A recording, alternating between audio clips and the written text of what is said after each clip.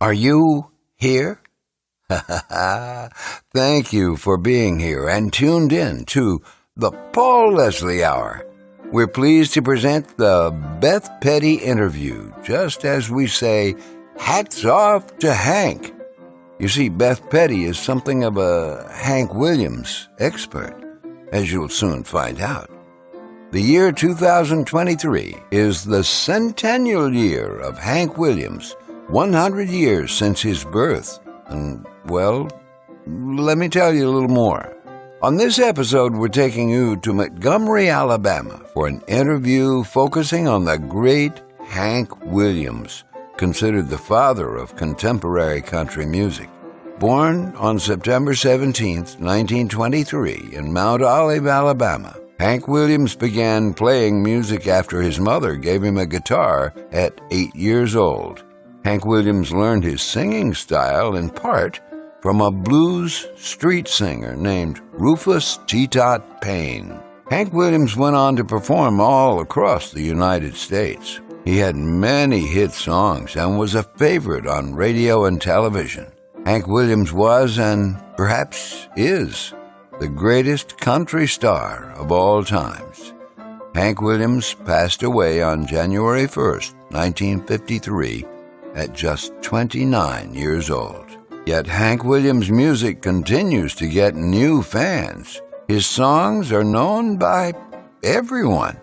You can't get much more American in music than Hank Williams. His songs were covered by countless musicians, from Johnny Cash to Willie Nelson, Patsy Cline to Jimmy Buffett, George Strait, George Jones. They all recorded his songs. Even when people don't know the name Hank Williams, people from around the globe know the music, know the songs. You're Cheating Heart, There's a Tear in My Beer, I'm So Lonesome I Could Cry, Jambalaya, I'll Never Get Out of This World Alive, and of course, Hey, Good Looking. Hank Williams' legacy lives on at the Hank Williams Museum in beautiful Montgomery, Alabama, where this interview was recorded. On this episode, we're joined by Ms. Beth Petty. Beth is the manager of the Hank Williams Museum. It's a museum filled with photographs, press clippings, and numerous personal artifacts belonging to the late Hank Williams, including his personal nudie suits, instruments, and many fascinating exhibits. We want you to be sure to visit www.thehankwilliamsmuseum.net. And there will be some upcoming events for Hank 100, and you can find out about all that right here. And we'd also please ask you to consider supporting the Paul Leslie Hour. Oh yes, keep us going and keep us proudly independent. Go visit www.thepaulleslie.com/support and give to yourself and to others the gift of stories. Well, I think everyone's ready to hear this interview with Miss Beth Petty, all about one of the most important figures of music for all times. Let's listen together. It is with great pleasure we welcome Beth Petty of the Hank Williams Museum in beautiful Montgomery, Alabama. Beth Petty is the manager of the Hank Williams Museum. So first of all, why do you think Hank Williams was such a beloved star of country music? Thank you for coming and talking with me. I appreciate the opportunity.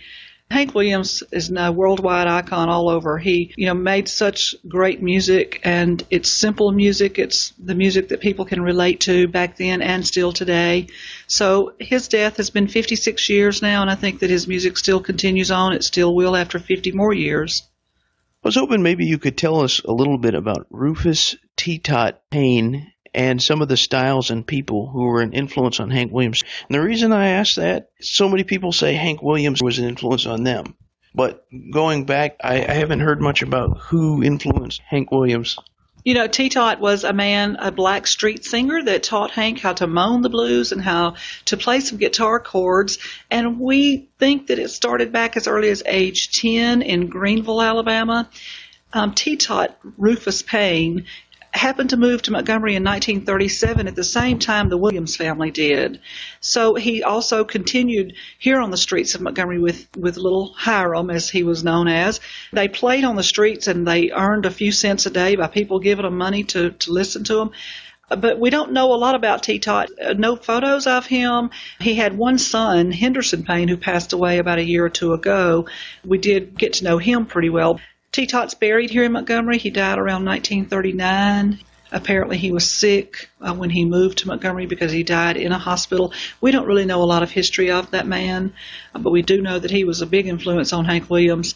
And Hank Jr. acknowledges that today and has a song about Teetot on one of his CDs, the Almira Club CD.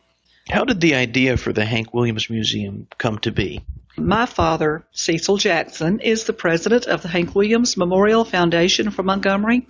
And as far back as I can remember, especially when I was in high school in the 70s, my father laid out some newspaper clippings and records. And, I grew up with all those old records of Hank and a lot of the old country stars. I guess he was organizing some pictures and things, and he laid them out onto a table. I walked up next to him and asked him why he was keeping all that old junk. Well, his reply to me was, well, I hope those will go into a museum one day. Well, he didn't think that he would be the one to do the museum, but he was, in fact, that person. It was his dream when we opened this museum about 10 years ago, a little over 10 now. But back as early as the 70s and 80s, he still does and did then take care of memorial services at the Hank Williams grave. Always on Hank's birthday and always on New Year's Day, we place wreaths there. In 1991, he played a very big role in getting the life-size bronze statue here in Montgomery, which is across the street from the City Auditorium where Hank's funeral services were held. The funeral was the largest in the South. It was 20 to 25,000 people attending. Then around in 1993, he helped get the Boyhood Home started in Georgiana. He served on the board of directors for the International Fan Club. He also helped get the postage stamp of Hank Williams. In 97, got together with the state and had the Lost Highway. There's a signage on Interstate 65 from exit 179 to exit 114 that's called the Hank Williams Memorial Lost Highway. And my father had a big part of getting that done from the state. It started the foundation in 97, and we worked very hard for a little over a year getting all the artifacts together and opened this museum February of 99. So my dad is the reason that we're here. I don't think that he would be recognized as much in Montgomery if my father had not done this. People come from all over the world to see this. And, I ask them daily as guests come in our door. If you look at our register book, they come from Norway, from England, Japan, Canada, all over UK. And it's just amazing. These people might not even speak English, but they can sing, "Hey, good looking," because they love Hank over in other countries. He did some touring in other countries, by the way. He did Germany, Japan, and Canada, as well as all over the United States during his career. But Hank is well loved all over the world, and we ask people all the time, where are you from, first of all, and they'll tell us wherever they're from. Maybe, across the ocean, or it could be here in the United States. And I always ask them, well, what brings you to Montgomery? And they say, well, Hank Williams did.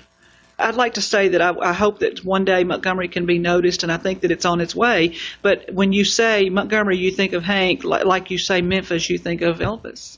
What can people from all around the world that come to see this museum, what can they see here? As you walk in the door, you'll see an 8-foot wooden Indian, which is Kalijah, and we have a gift shop in the front. Also, as you walk around the corner of the museum, we have about 6,000 square feet here in this 100-year-old building. We're right located downtown Montgomery, but we have Hank's 52 Cadillac he passed away in. We have about 8 rooms full of his other things, like his suits, custom-made suits from Nudie. We have some of his double-vested suits. We have his tie collection, his custom-made boots, hats, overcoat, smoking jacket, one of his guns. We have a shoe shine kit he used as a kid on the streets. We have one of his 37 Gibson guitars. Hank Jr. has a showcase, and Jet Williams has a showcase. Merle Kilgore, some of the band, the Drifting Cowboys, have showcases. We have one of the steel guitars from Don Helms, who was Hank's steel player. We have the most complete collection that's ever been on display before, and very proud of that. We're also still collecting. Every day we hear from somebody that has something that they want to place here and on display. We're about to add to our collection the sofa that was in the house in Nashville at Hank and Audrey's home. We're really excited to be getting that new item, and we hope to have it on display and in place by the birthday celebration, which is coming up September the 18th, the 19th, and 20th of this year. It's amazing how Hank Williams' music has lasted so long. I was wondering, why do you think that Hank Williams' music has survived and is still loved after all these years? So many artists and songwriters out of Nashville and just about anywhere out of Texas, too. We see a lot of those people come in, and, I always hear the same story or similar stories from these artists. They say, if it hadn't been for Hank Williams, I'd have never picked up a guitar as a child. So they were all influenced at early ages, and his music is instilled in you. You just know, hey, good looking. I mean, it's like our anthem, you're just born knowing it. But you also have these people, they're so inspired by Hank, they want to be like Hank. I think that they want to write the same kind of material that he wrote, but I think Hank wrote it all. One of the other things I'd like to say is the man that preached his funeral here in Montgomery 56 years ago, he made a statement to the world during that sermon that as long as we have America, we'll have Hank Williams music to inspire us. And what a true statement that was. I think it'll always be around. And Hank wrote most of his music, too. That was something that Elvis didn't do, was write any music. George Strait never wrote any of his own music, but Hank did write most of his material. Just you personally, what is it that you like about Hank Williams? I love Hank Williams. I listen to his music here 7 days a week. I go out on my radio. If there's a Hank song on, I listen to it. And it doesn't matter if it's Hank. It's just any artist that might be covering his music. So many of the artists do cover his music. So I grew up with the records in the house. I grew up with Hank's record collection just about in front of me. My dad listened to his music. This is a labor of love. My father had a dream, and I think that I'm here to carry that on. So I really hope that my family will continue on, and there's so many younger generations coming up, and I like to try to teach them about Hank as much as I can. I like to let them know that, he wasn't a fallen down drunk that he was portrayed to be. We think that Hank was wrongfully accused of a lot of things, and we like to try to portray Hank's better side here in the museum. We know he was a good man. He wrote a lot of good music. They might have had their faults, but I have two different sayings that I like. First of all is, the truth is bad enough without all the lies.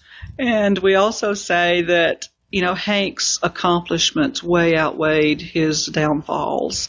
We'd like to try to carry this on, the family tradition, as we call it. And we're good friends with Hank Jr. He endorses what we do here. We have a love for Hank. It's an old cliche, but hey, if you ever listen to one of Hank Williams' songs, you're hooked. And that's what happened to me. From the artifacts and from the people that knew Hank, how could you answer the question, what was Hank Williams like? It's a hard one because I didn't know him personally. My father did know him. He met him several times. From what I hear from people, he was a good man. He liked Cadillacs. He liked material things because the suits that he had here that we have are very nice. Expensive suits from the Nudie designer from Hollywood. But I think that Hank was a good man. He had a good heart. He would help anybody that needed it. He loved music. I wish that I could have met him. I'd love to shake his hand. Thank you so much for making the time to do this interview. Before we go, is there anything you'd like to say to all the listeners out there? We have listeners from all over the world, not unlike Hank Williams fandom. We have a birthday celebration coming up on September the 18th through 20th, And I'd like to say we invite the public to come out to join us for that. We have a lot of people over in the Atlanta area that do come over. But we have a good time. We have live music here in the museum in our music hall upstairs. We have a great singer, Artie Hill, coming from Baltimore. We have a guy from Texas named Jake Penrod, somebody from Georgia, Joey Alcorn, a local Montgomeryan, very famous for his music, Andy Norman, Joe Jones, We have a guy from Iowa coming, Frank Tuma. Sorry if I've left anybody out. But we have a great lineup, a tribute show to Hank. And if you'd like more details, just go to our website or give us a call. Our number here is 334-262-3600. We're located downtown Montgomery, 118 Commerce Street. And I would be glad to talk to any of the fans, and especially if you have any memorabilia or any artifacts that you found up in your grandparents' attics or anything, you're cleaning out some old boxes, give us a call. We'll love to give it a new home. Also on New Year's Eve and New Year's Day, we do a celebration in Hank's memory for his death anniversary, and love to invite the public to come to that as well. No plans yet have been made for the event this coming time, but it's usually basically the same. So I'd love for anybody to come around and see us as well. We're open 7 days a week. Thank you so much. Yeah, you're welcome. Thanks for having me. We thank you and appreciate you dropping in for the Paul Leslie Hour today. You can help the Paul Leslie Hour in our mission to provide independent media content like this by visiting www.thepaulleslie.com/support. We truly thank you. This is your announcer speaking. Performance of The Entertainer intro song and Corina outro song, courtesy of John Primorano. Well, that's it for today. So until next time, be safe and be good.